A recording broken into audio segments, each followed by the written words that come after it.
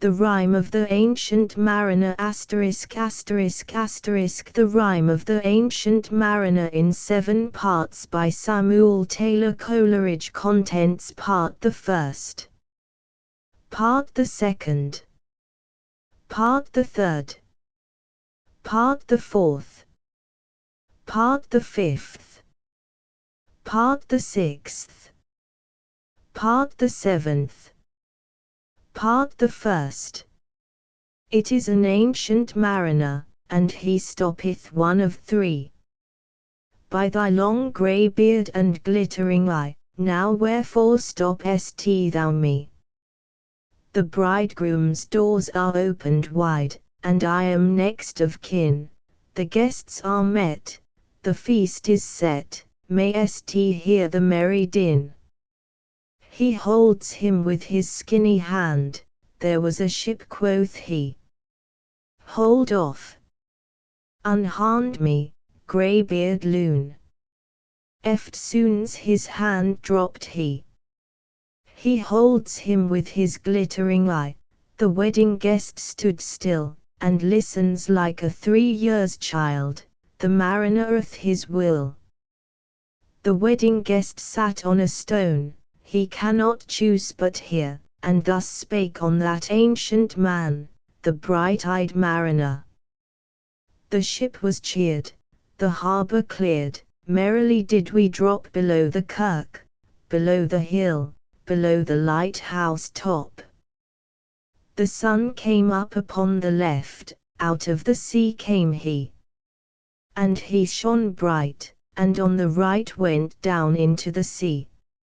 Higher and higher every day, till over the mast at noon, the wedding guest here beat his breast, for he heard the loud bassoon. The brideth paced into the hall, red as a rose is she, nodding their heads before her goes the merry minstrelsy. The wedding guest he beat his breast, yet he cannot choose but hear, and thus spake on that ancient man, the bright-eyed mariner. And now the storm blast came, and he was tyrannous and strong, he struck with his o'ertaking wings, and chased south along. With sloping masts and dipping prow, as who pursued with yell and blow still treads the shadow of his foe and forward bends his head, the ship drove fast, loud roared the blast, and southward we fled. And now there came both mist and snow, and it grew wondrous cold, and ice, mast high, came floating by, as green as emerald.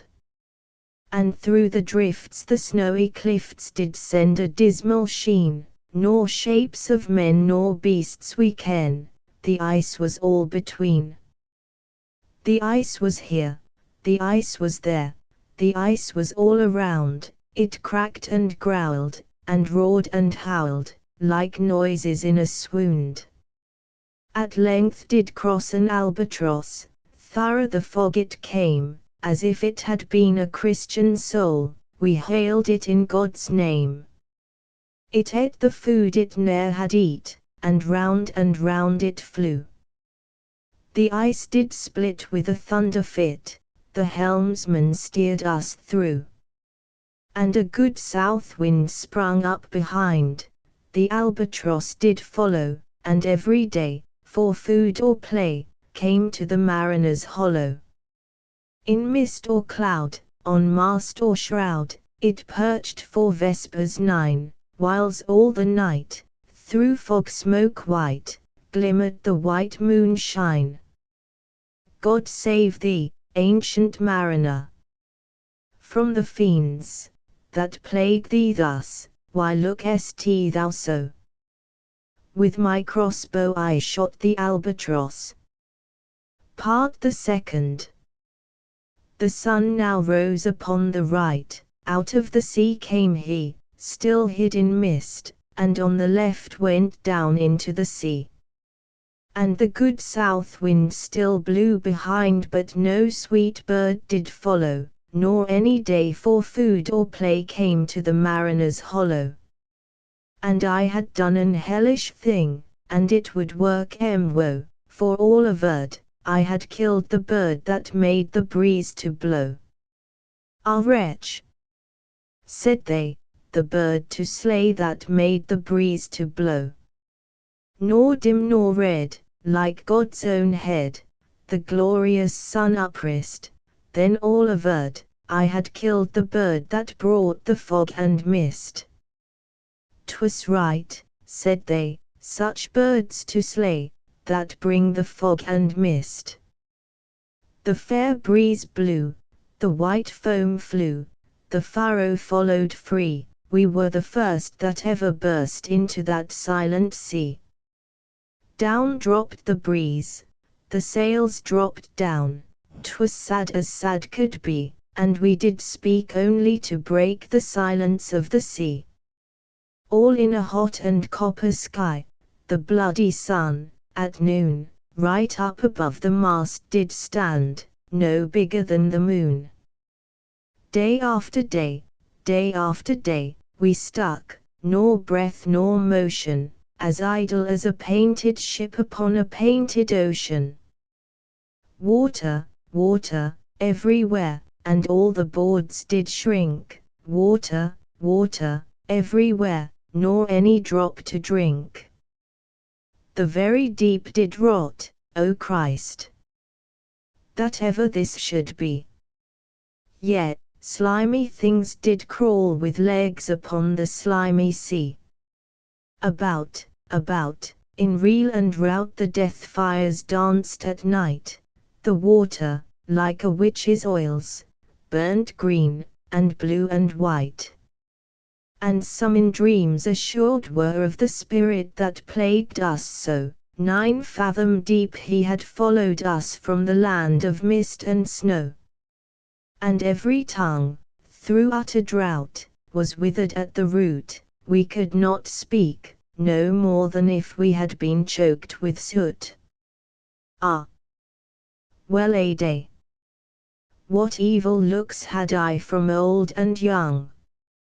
Instead of the cross, the albatross about my neck was hung. Part the third.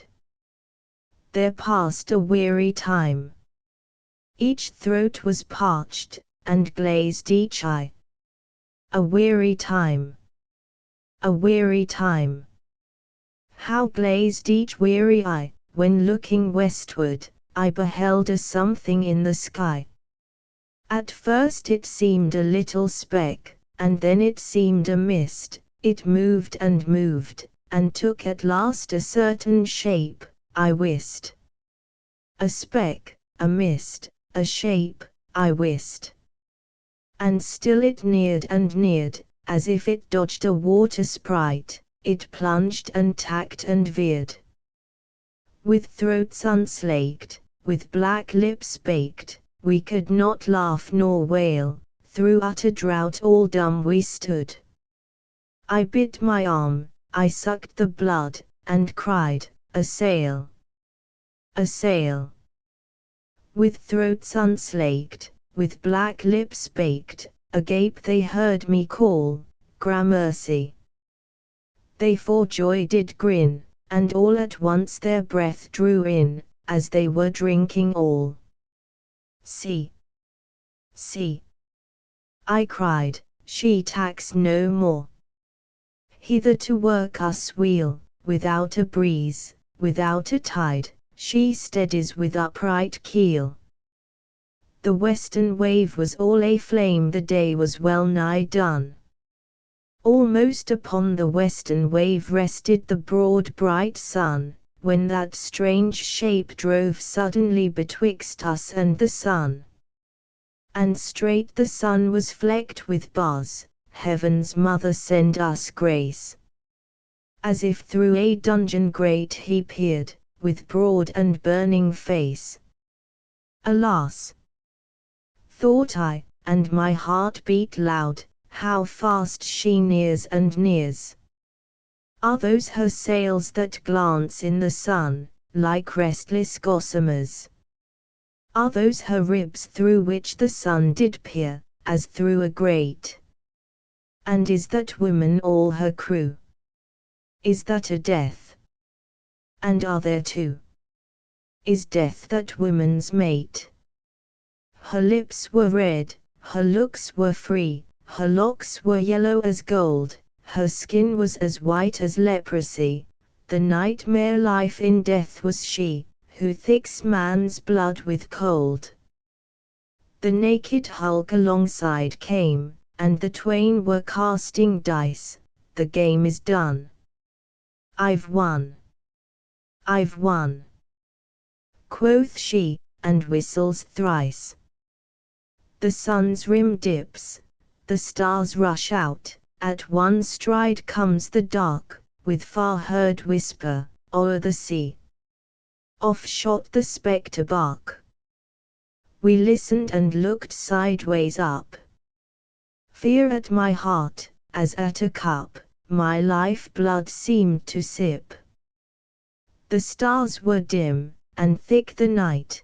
The steersman's face by his lamp gleamed white, from the sails the dew did drip, till clomb above the eastern bar the horned moon, with one bright star within the nether tip. One after one, by the star-dogged moon too quick for groan or sigh, each turned his face with a ghastly pang, and cursed me with his eye. 4 times 50 living men, and I heard nor sigh nor groan, with heavy thump, a lifeless lump, they dropped down one by one. The souls did from their bodies fly, they fled to bliss or woe. And every soul, it passed me by, like the whiz of my crossbow. Part the 4th. I fear thee, ancient mariner. I fear thy skinny hand. And thou art long, and lank, and brown, as is the ribbed sea sand. I fear thee and thy glittering eye, and thy skinny hand, so brown. Fear not, thou wedding guest. This body dropped not down. Alone, alone, all alone, alone on a wide, wide sea. And never a saint took pity on my soul in agony. The many men, so beautiful. And they all dead did lie, and 1,000 slimy things lived on, and so did I. I looked upon the rotting sea, and drew my eyes away. I looked upon the rotting deck, and there the dead men lay. I looked to heaven, and tried to pray, but or ever a prayer had gushed, a wicked whisper came, and made my heart as dry as dust. I closed my lids, and kept them close, and the balls like pulses beat, for the sky and the sea, and the sea and the sky lay like a load on my weary eye, and the dead were at my feet. The cold sweat melted from their limbs, nor rot nor reek did they, the look with which they looked on me had never passed away. An orphan's curse would drag to hell a spirit from on high, but oh! More horrible than that is a curse in a dead man's eye. 7 days, 7 nights, I saw that curse, and yet I could not die. The moving moon went up the sky, and nowhere did abide, softly she was going up, and a star or two beside. Her beams bemocked the sultry main, like April hoar-frost spread, but where the ship's huge shadow lay, the charmed water burnt alway a still and awful red. Beyond the shadow of the ship, I watched the water snakes. They moved in tracks of shining white, and when they reared, the elfish light fell off in hoary flakes. Within the shadow of the ship I watched their rich attire, blue, glossy green, and velvet black. They coiled and swam, and every track was a flash of golden fire. O happy living things! No tongue their beauty might declare. A spring of love gushed from my heart, and I blessed them unaware. Sure my kind saint took pity on me, and I blessed them unaware. The self-same moment I could pray, and from my neck so free the albatross fell off, and sank like lead into the sea. Part the 5th. O sleep! It is a gentle thing, beloved from pole to pole. To Mary Queen the praise be given. She sent the gentle sleep from heaven, that slid into my soul. The silly buckets on the deck, that had so long remained, I dreamt that they were filled with dew, and when I awoke, it rained.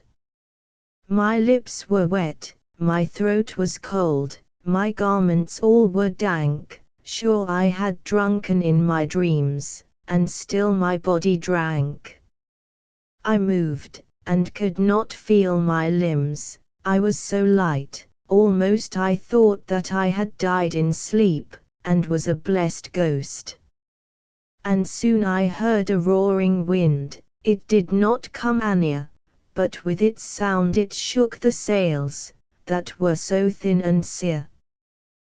The upper air burst into life, and 100 fire flags sheen, to and fro they were hurried about. And to and fro, and in and out, the wan stars danced between. And the coming wind did roar more loud, and the sails did sigh like sedge, and the rain poured down from one black cloud, the moon was at its edge. The thick black cloud was cleft, and still the moon was at its side, like waters shot from some high crag. The lightning fell with never a jag, a river steep and wide. The loud wind never reached the ship, yet now the ship moved on. Beneath the lightning and the moon the dead men gave a groan. They groaned, they stirred, they all uprose, nor spake, nor moved their eyes. It had been strange, even in a dream, to have seen those dead men rise. The helmsman steered, the ship moved on, yet never a breeze up blew. The mariners all 'gan work the ropes, where they were wont to do. They raised their limbs like lifeless tools. We were a ghastly crew. The body of my brother's son stood by me, knee to knee. The body and I pulled at one rope, but he said naught to me. I fear thee, ancient mariner. Be calm, thou wedding guest. 'Twas not those souls that fled in pain, which to their courses came again, but a troop of spirits blessed, for when it dawned, they dropped their arms, and clustered round the mast. Sweet sounds rose slowly through their mouths, and from their bodies passed. Around, around, flew each sweet sound, then darted to the sun. Slowly the sounds came back again, now mixed, now one by one. Sometimes a dropping from the sky I heard the skylark sing, sometimes all little birds that are, how they seemed to fill the sea and air with their sweet jargoning. And now 'twas like all instruments, now like a lonely flute, and now it is an angel's song, that makes the heavens be mute. It ceased, yet still the sails made on a pleasant noise till noon, a noise like of a hidden brook in the leafy month of June, that to the sleeping woods all night singeth a quiet tune. Till noon we quietly sailed on, yet never a breeze did breathe. Slowly and smoothly went the ship, moved onward from beneath. Under the keel 9 fathom deep, from the land of mist and snow, the spirit slid, and it was he that made the ship to go. The sails at noon left off their tune, and the ship stood still also. The sun, right up above the mast, had fixed her to the ocean, but in a minute she 'gan stir, with a short uneasy motion, backwards and forwards half her length with a short uneasy motion. Then like a pawing horse let go, she made a sudden bound, it flung the blood into my head, and I fell down in a swoon. How long in that same fit I lay, I have not to declare, but ere my living life returned, I heard and in my soul discerned two voices in the air. Is it he, quoth one, is this the man? By him who died on cross, with his cruel bow he laid full low, the harmless albatross. The spirit who beateth by himself in the land of mist and snow, he loved the bird that loved the man who shot him with his bow. The other was a softer voice, as soft as honeydew, quoth he, the man hath penance done, and penance more will do. Part the 6th. First voice. But tell me, speak again, thy soft response renewing, what makes that ship drive on so fast? What is the ocean doing? Second voice. Still as a slave before his lord, the ocean hath no blast, his great bright eye most silently up to the moon is cast, if he may know which way to go, for she guides him smooth or grim. See, brother, see how graciously she looketh down on him. First voice. But why drives on that ship so fast, without or wave or wind? Second voice. The air is cut away before, and closes from behind. Fly, brother, fly. More high, or we shall be belated, for slow and slow that ship will go, when the mariner's trance is abated. I woke, and we were sailing on as in a gentle weather, 'twas night, calm night, the moon was high, the dead men stood together. All stood together on the deck, for a charnel dungeon fitter, all fixed on me their stony eyes, that in the moon did glitter. The pang, the curse, with which they died, had never passed away, I could not draw my eyes from theirs, nor turn them up to pray. And now this spell was snapped, once more I viewed the ocean green, and looked far forth, yet little saw of what had else been seen, like one that on a lonesome road doth walk in fear and dread, and having once turned round walks on, and turns no more his head, because he knows, a frightful fiend doth close behind him tread. But soon there breathed a wind on me, nor sound nor motion made, its path was not upon the sea, in ripple or in shade.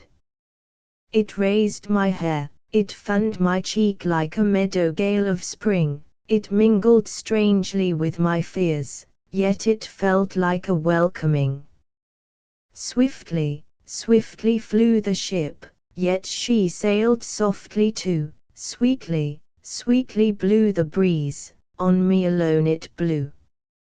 Oh, dream of joy! Is this indeed the lighthouse top I see? Is this the hill? Is this the kirk? Is this mine own country? We drifted o'er the harbour bar, and I with sobs did pray, O let me be awake, my God, or let me sleep alway. The harbour bay was clear as glass, so smoothly it was strewn, and on the bay the moonlight lay, and the shadow of the moon. The rock shone bright, the kirk no less, that stands above the rock, the moonlight steeped in silentness the steady weathercock.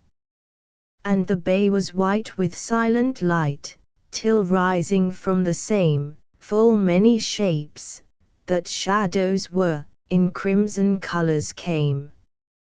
A little distance from the prow those crimson shadows were. I turned my eyes upon the deck, oh, Christ! What saw I there? Each corse lay flat, lifeless and flat, and, by the holy rood, a man all light, a seraph man, on every corse there stood. This seraph band, each waved his hand, it was a heavenly sight. They stood as signals to the land, each one a lovely light. This seraph band, each waved his hand, no voice did they impart, no voice, but oh, the silence sank like music on my heart. But soon I heard the dash of oars, I heard the pilot's cheer, my head was turned perforce away, and I saw a boat appear.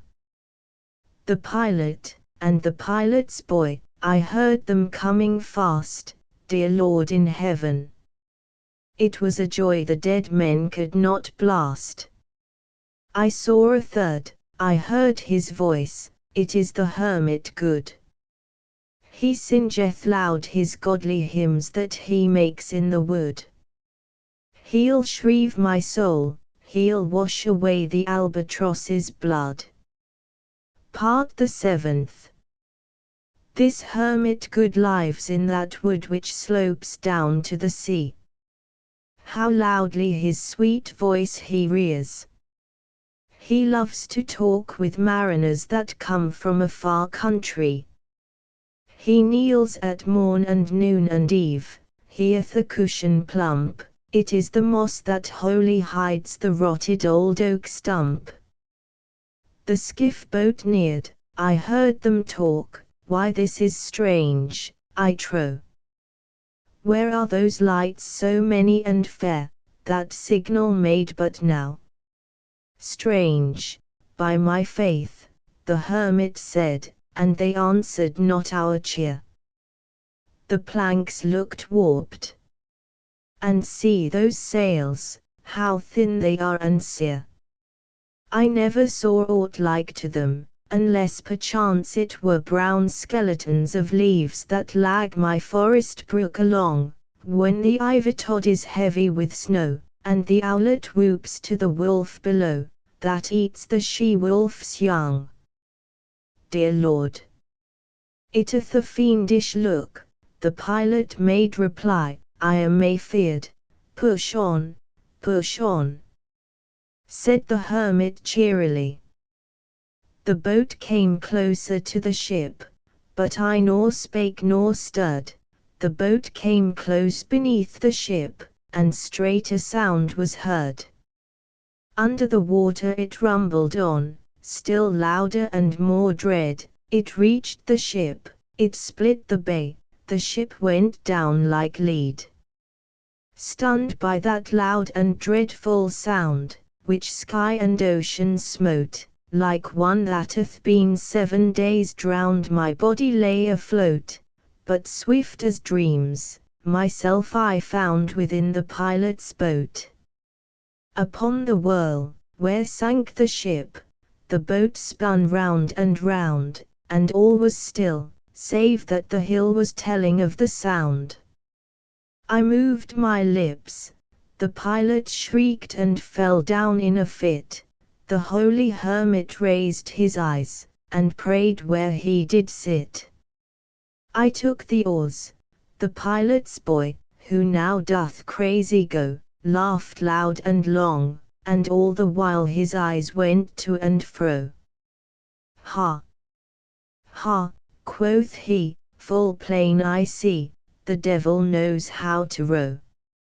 And now, all in my own country, I stood on the firm land. The hermit stepped forth from the boat, and scarcely he could stand. Oh shrieve me, holy man! The hermit crossed his brow. Say quick, quoth he, I bid thee say, what manner of man art thou? Forthwith this frame of mine was wrenched with a woeful agony, which forced me to begin my tale, and then it left me free. Since then, at an uncertain hour, that agony returns, until my ghastly tale is told, this heart within me burns. I pass, like night, from land to land, I have strange power of speech, that moment that his face I see, I know the man that must hear me, to him my tale I teach. What loud uproar bursts from that door? The wedding guests are there, but in the garden bower the bride and bridemaids singing are, and hark the little vesper bell, which biddeth me to prayer. O wedding guest! This soul hath been alone on a wide, wide sea, so lonely 'twas, that God himself scarce seemed there to be. O sweeter than the marriage feast, 'tis sweeter far to me, to walk together to the kirk with a goodly company, to walk together to the kirk, and all together pray, while each to his great Father bends, old men, and babes, and loving friends, and youths and maidens gay. Farewell, farewell. But this I tell to thee, thou wedding guest. He prayeth well, who loveth well both man and bird and beast. He prayeth best, who loveth best all things both great and small, for the dear God who loveth us he made and loveth all. The mariner, whose eye is bright, whose beard with age is hoar, is gone, and now the wedding guest turned from the bridegroom's door. He went like one that hath been stunned, and is of sense forlorn, a sadder and a wiser man, he rose the morrow morn. Asterisk asterisk asterisk end of the Project Gutenberg ebook The Rime of the Ancient Mariner asterisk asterisk asterisk updated editions will replace the previous one, the old editions will be renamed. Creating the works from print editions not protected by U.S. copyright law means that no one owns a United States copyright in these works, so the Foundation, and you, can copy and distribute it in the United States without permission and without paying copyright royalties. Special rules, set forth in the general terms of use part of this license, apply to copying and distributing Project Gutenberg trademark symbol electronic works to protect the Project Gutenberg trademark symbol concept and trademark. Project Gutenberg is a registered trademark, and may not be used if you charge for an ebook, except by following the terms of the trademark license, including paying royalties for use of the Project Gutenberg trademark. If you do not charge anything for copies of this ebook, complying with the trademark license is very easy. You may use this ebook for nearly any purpose such as creation of derivative works, reports, performances and research. Project Gutenberg ebooks may be modified and printed and given away. You may do practically anything in the United States with ebooks not protected by U.S. copyright law. Redistribution is subject to the trademark license, especially commercial redistribution. Start. Full license. The full Project Gutenberg license. Please read this before you distribute or use this work to protect the Project Gutenberg trademark symbol mission of promoting the free distribution of electronic works, by using or distributing this work, or any other work associated in any way with the phrase Project Gutenberg. you agree to comply with all the terms of the full Project Gutenberg trademark symbol license available with this file or online at www.gutenberg.org/license. Section 1. General Terms of Use and Redistributing Project Gutenberg Trademark Symbol Electronic Works 1.0. By reading or using any part of this Project Gutenberg trademark symbol electronic work, you indicate that you have read, understand, agree to and accept all the terms of this license and intellectual property, trademark/copyright, agreement. If you do not agree to abide by all the terms of this agreement, you must cease using and return or destroy all copies of Project Gutenberg trademark symbol electronic works in your possession.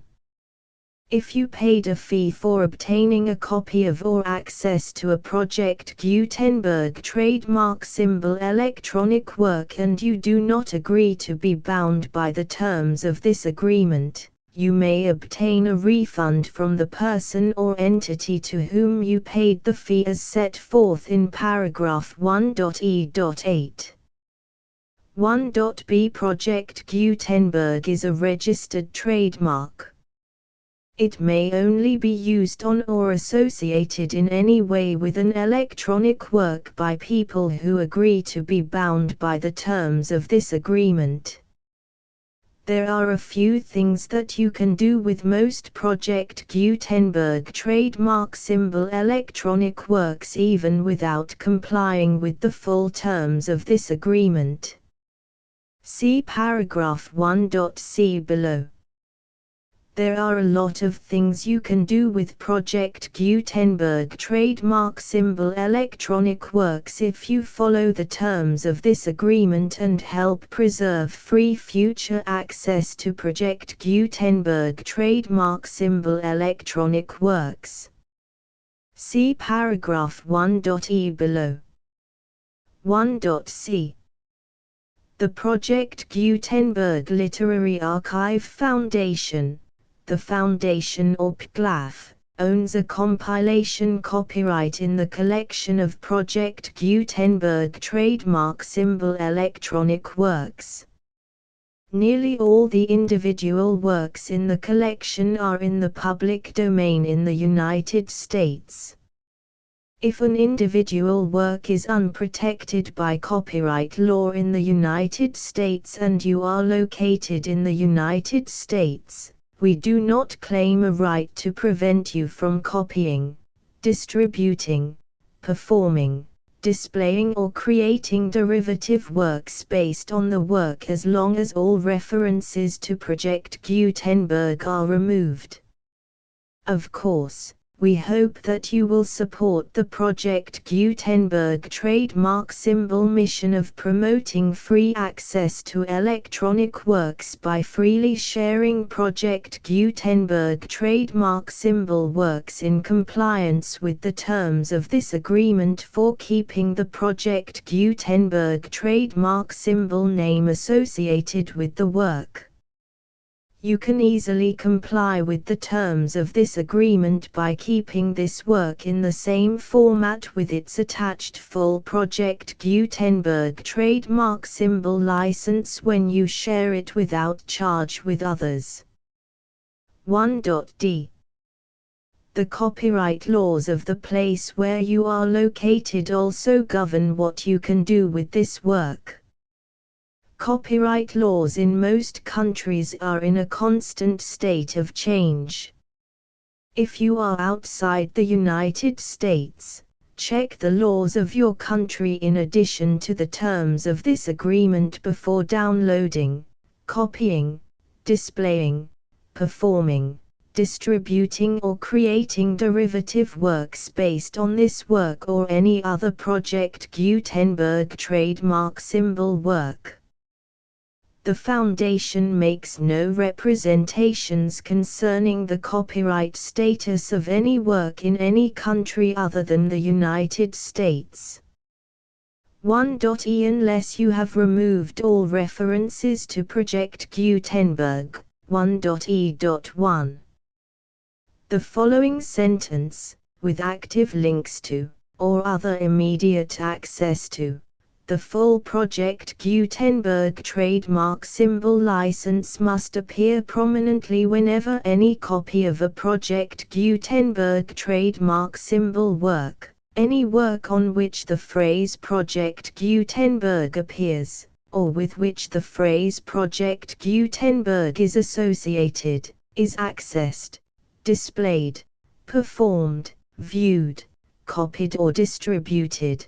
This ebook is for the use of anyone anywhere in the United States and most other parts of the world at no cost and with almost no restrictions whatsoever.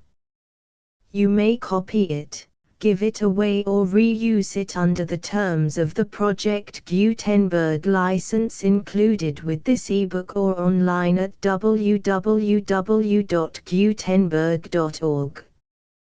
If you are not located in the United States, you will have to check the laws of the country where you are located before using this ebook. 1.e.2.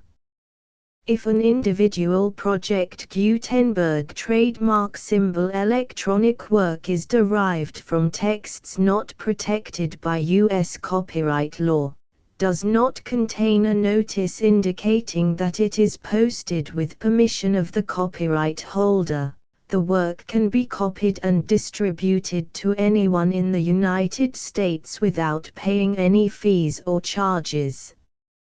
If you are redistributing or providing access to a work with the phrase Project Gutenberg associated with or appearing on the work, you must comply either with the requirements of paragraphs 1.e.1 through 1.e.7 or obtain permission for the use of the work and the Project Gutenberg trademark symbol trademark as set forth in paragraphs 1.e.8 or 1.e.9.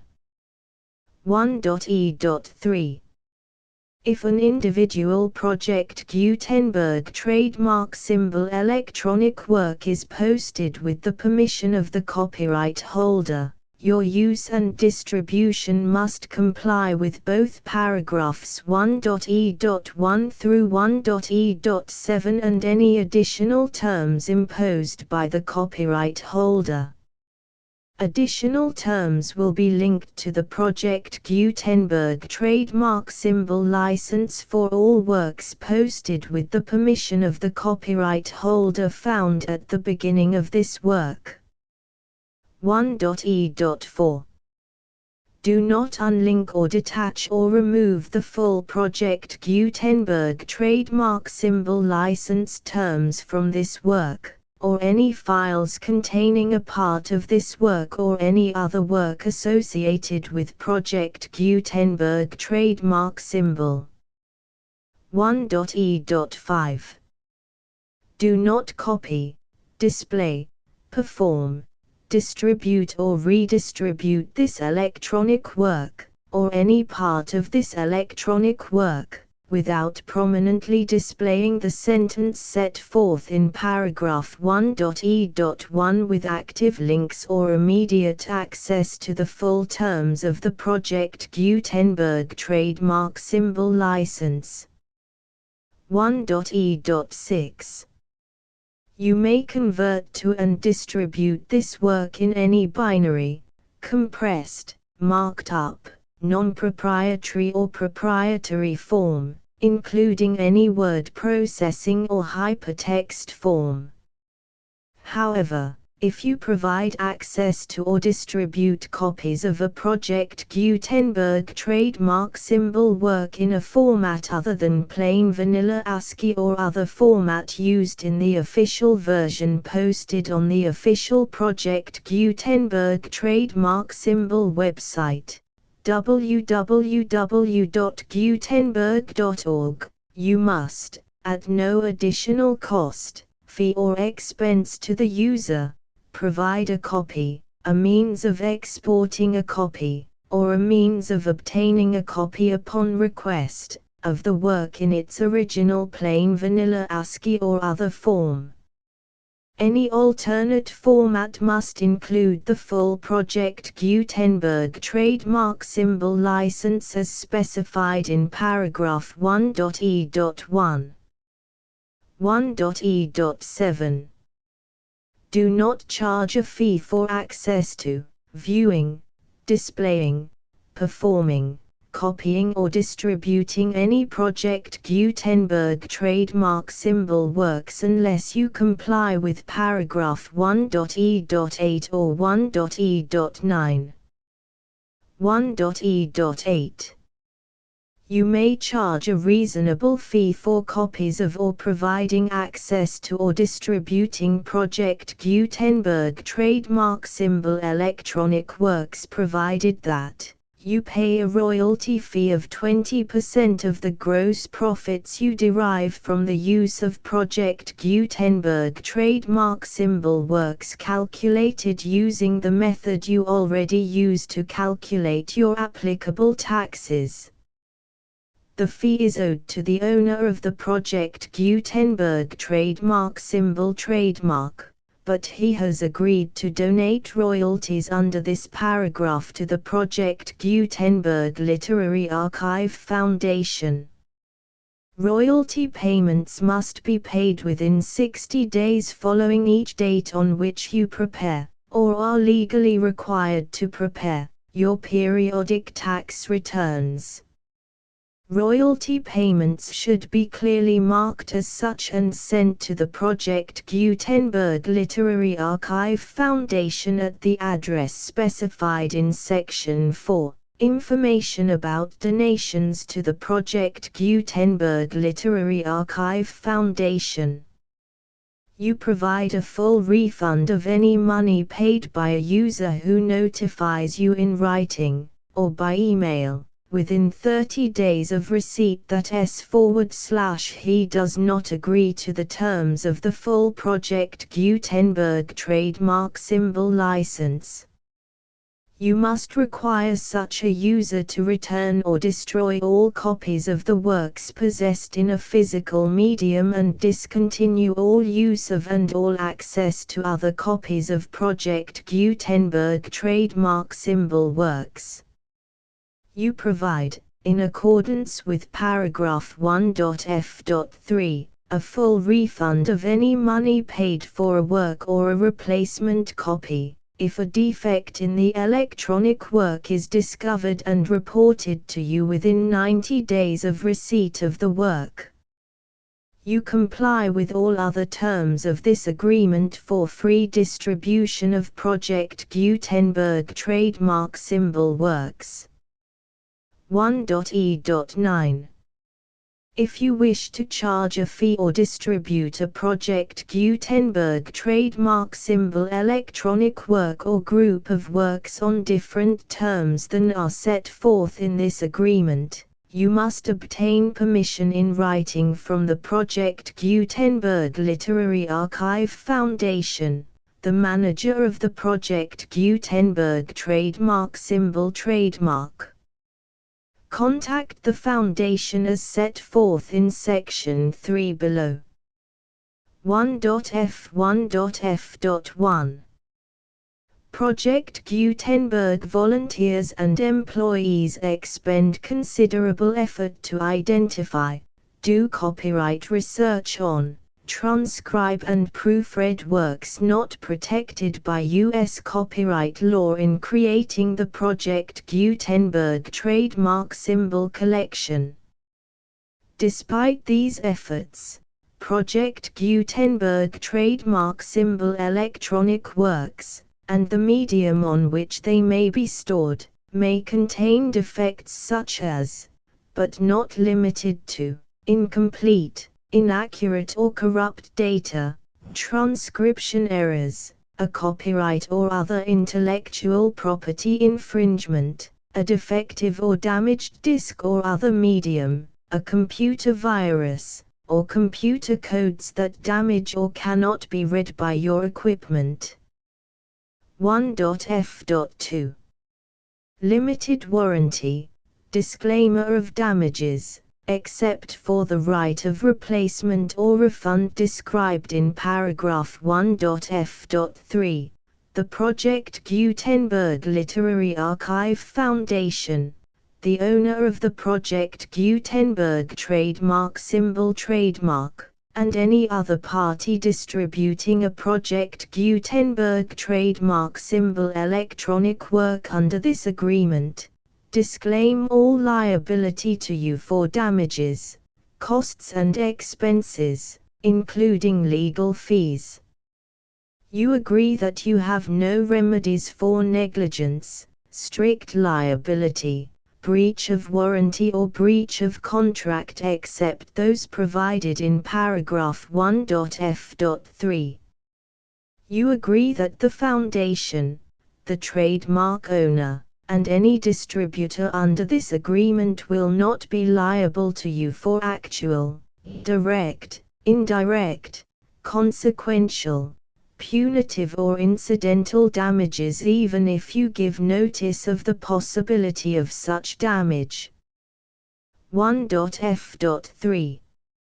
Limited right of replacement or refund. If you discover a defect in this electronic work within 90 days of receiving it, you can receive a refund of the money, if any, you paid for it by sending a written explanation to the person you received the work from. If you received the work on a physical medium, you must return the medium with your written explanation. The person or entity that provided you with the defective work may elect to provide a replacement copy in lieu of a refund. If you received the work electronically, the person or entity providing it to you may choose to give you a second opportunity to receive the work electronically in lieu of a refund. If the second copy is also defective, you may demand a refund in writing without further opportunities to fix the problem. 1.f.4. Except for the limited right of replacement or refund set forth in paragraph 1.f.3, this work is provided to you as is, with no other warranties of any kind, express or implied, including but not limited to warranties of merchantability or fitness for any purpose. 1.f.5. Some states do not allow disclaimers of certain implied warranties or the exclusion or limitation of certain types of damages. If any disclaimer or limitation set forth in this agreement violates the law of the state applicable to this agreement, the agreement shall be interpreted to make the maximum disclaimer or limitation permitted by the applicable state law. The invalidity or unenforceability of any provision of this agreement shall not void the remaining provisions. 1.f.6. Indemnity. You agree to indemnify and hold the Foundation, the trademark owner, any agent or employee of the Foundation, anyone providing copies of Project Gutenberg trademark symbol electronic works in accordance with this agreement, and any volunteers associated with the production, promotion and distribution of Project Gutenberg trademark symbol electronic works, harmless from all liability, costs and expenses, including legal fees, that arise directly or indirectly from any of the following which you do or cause to occur. A. Distribution of this or any Project Gutenberg trademark symbol work. B. Alteration, modification, or additions or deletions to any Project Gutenberg trademark symbol work, and C. Any defect you cause. Section 2. Information about the mission of Project Gutenberg trademark symbol. Project Gutenberg trademark symbol is synonymous with the free distribution of electronic works in formats readable by the widest variety of computers, including obsolete, old, middle-aged and new computers. It exists because of the efforts of hundreds of volunteers and donations from people in all walks of life. Volunteers and financial support to provide volunteers with the assistance they need are critical to reaching Project Gutenberg trademark symbol's goals and ensuring that the Project Gutenberg trademark symbol collection will remain freely available for generations to come. In 2001, the Project Gutenberg Literary Archive Foundation was created to provide a secure and permanent future for Project Gutenberg trademark symbol and future generations. To learn more about the Project Gutenberg Literary Archive Foundation and how your efforts and donations can help, see sections 3 and 4 and the Foundation information page at www.gutenberg.org. Section 3. Information about the Project Gutenberg Literary Archive Foundation. The Project Gutenberg Literary Archive Foundation is a non-profit 501(c)(3) educational corporation organized under the laws of the state of Mississippi and granted tax-exempt status by the Internal Revenue Service. The Foundation's IN or Federal Tax Identification Number is 64-6221541.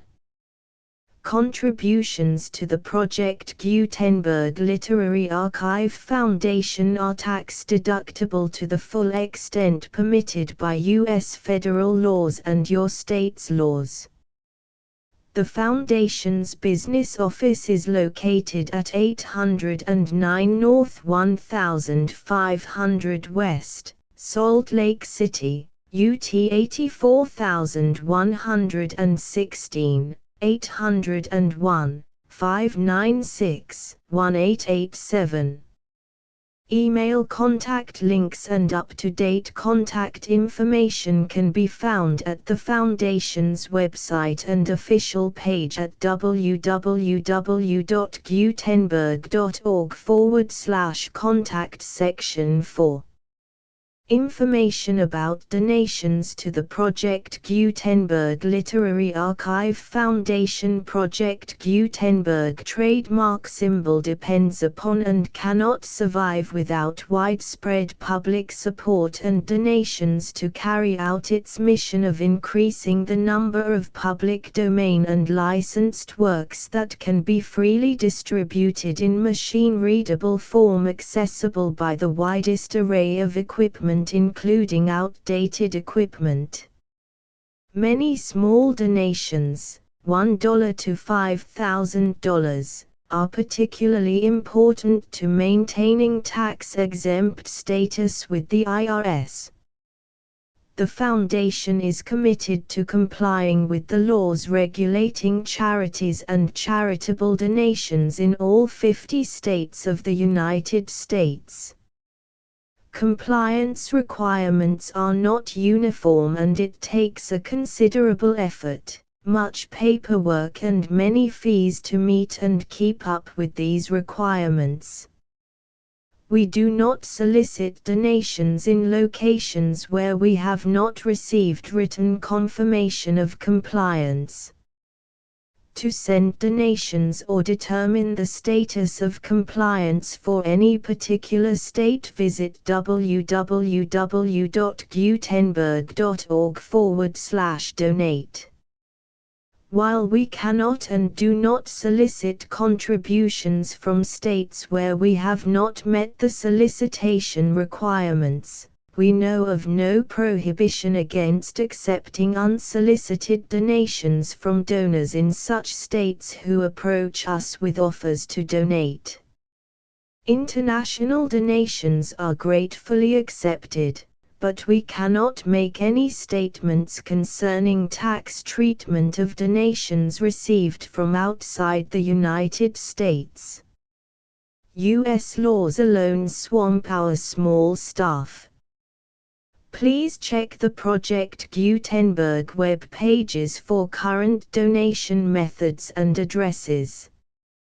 Donations are accepted in a number of other ways, including checks, online payments and credit card donations.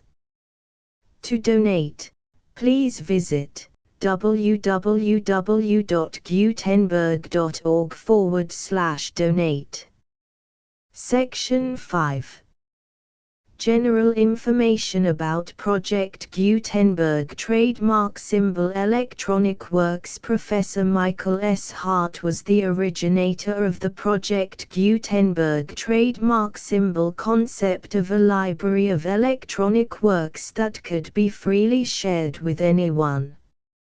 For 40 years, he produced and distributed Project Gutenberg trademark symbol ebooks with only a loose network of volunteer support. Project Gutenberg trademark symbol ebooks are often created from several printed editions, all of which are confirmed as not protected by copyright in the US unless a copyright notice is included.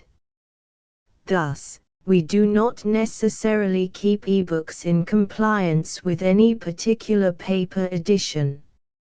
Most people start at our website, which has the main PG search facility, www.gutenberg.org.